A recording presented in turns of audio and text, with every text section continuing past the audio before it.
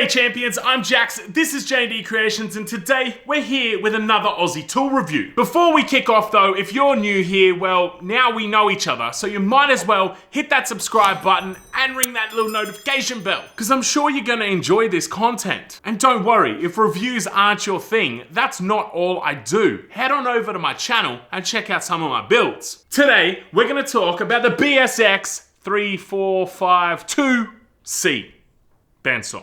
That probably my favorite tool in the shop. Let's go. So this is my bandsaw. Now there's one very specific reason why I bought this particular machine, but we'll cover that a little bit later. What I want to tell you guys first is that I bought this machine with my own money, and Carbatec do not and have not and will not be a sponsor of this video. The other thing I want to tell you is that Carbatec no longer actually sell this machine. They only sell the 3 horsepower version, and this is the 2 horsepower version. Although now that some time has passed, I believe the 3 horsepower version you can actually pick up for the same price I paid for this. It's a bonus if you've got 15 amp outlet, because this machine is a 2 horsepower unit that runs off a 10 amp plug. The only reason I actually went for this particular model though is because of its insane 360mm resaw capacity. When you look at the Carbatec range of bandsaws, the resaw capacity on this is actually more than the saw above this one. So there was no choice to be made for me. This was the machine I needed. Your maximum cut width is 340mm or 300mm if you're using the fence. Your table is 550mm by 410, and you've got a right tilt capacity of 45 degrees and a left tilt capacity of 5 degrees. The table also sits 940mm up above the ground. You've got 2 4-inch or 100mm dust ports, and your blade length is 3080mm. The saw stands a little bit under 2 meters tall, but you do need to allow some headroom above it for when you're adjusting for different heights of cut. As you can see, this piece does protrude about 100mm above the top of the saw at full height. But I've actually found that the top of this saw makes a great place to house a different array of safety features, like push sticks, push blocks, and featherboards. The saw is also equipped with a lifting point on the top if you have the capacity to use such a thing. I don't have a crane in this shop, so it was pure Sasquatch power that got this thing into the position that it's in. Now, I did mention before that I bought this saw purely for its resaw capacity. I do a hell of a lot of work with resin and burl, and I like to be able to resaw my own burl. With that in mind, it is certainly not the most powerful saw that you can get for around this price point. We've got some very dense wood in Australia, and I have had this saw bogged down just a couple of times. 90% of the time though, it gets the job done without a hassle. As you can see in this footage, this is actually one of the instances where I had the saw bogged down a little bit, then catch, and the blade completely jumped off the track. Luckily, that's the only time I've had that happen. Blade changes are super simple. Just by undoing these 2 latches, the door pops up and you've got full access to the wheels and the blade. Blade tensioning can be achieved with this handle here, and you'll find a quick release lever right here on the back to take tension off when you're not using the saw for extended periods. When you come back to use the saw, reapplying the exact tension you need is super easy. You've got a viewing window on the side of the cabinet to check that your blade is running true. There's also a viewing window at the front for when you're tensioning your blade. Operation is super simple with your start, your stop button, and your emergency stop.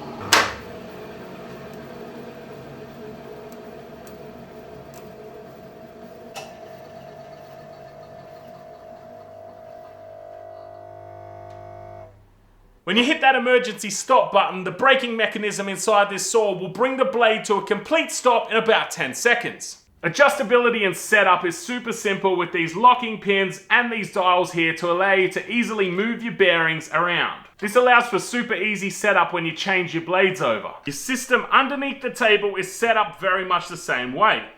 So when it comes to how much room you're going to need, this saw needs 740mm by 850mm. I would highly recommend fitting a borer mobile base to it though. The borer mobile base allows you to tuck this saw away in the corner and pull it out when you want to use it. For any of my long-time viewers, you'll remember that I used to have this saw set up over there in the corner. I would drag it out every time I wanted to use it and then tuck it back away. Given that it weighs 149 kilos, when you're talking about larger saws like this, it's not really that much.